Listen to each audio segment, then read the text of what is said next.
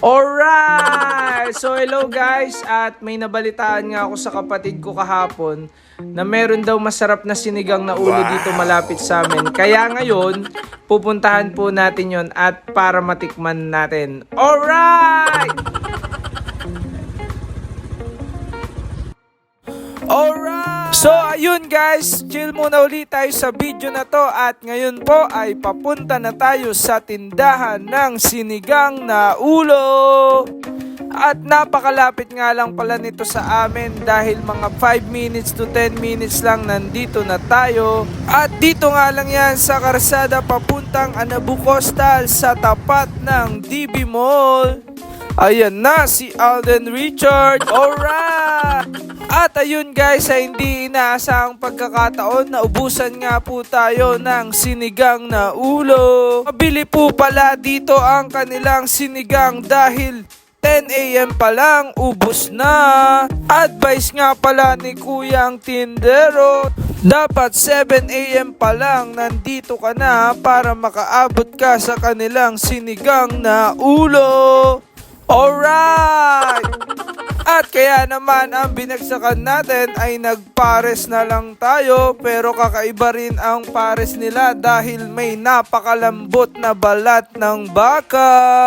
Sa halagang 60 pesos lang ay may kasama ng rice. At hindi ako pumayag na hindi ko talaga matikman ang sinigang na ulo. Kaya naman kinabukasan ay bumalik agad tayo.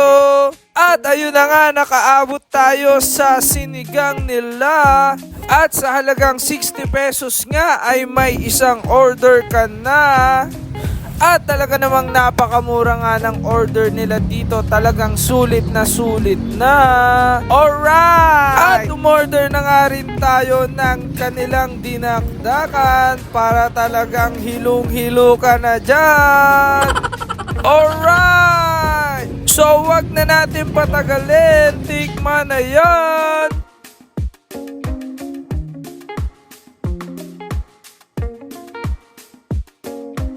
Alright! At masarap nga ang kanilang sabaw, ganun din ang laman. Talagang malasang malasa ang kanilang sinigang. Para sa akin sa halagang 60 pesos ay sulit na nga ito. At paalala ko lang, ang kanilang place ay sa tabing karsada lang, pero meron naman kayong mga mauupuan at hindi rin naman kayo maiinitan dahil meron silang mga bubungan. Alright! So ayun na nga, hindi ako nasarapan, tingnan nyo naman. Alright! So salamat uli sa pagsama nyo sa amin sa susunod muli. Alright!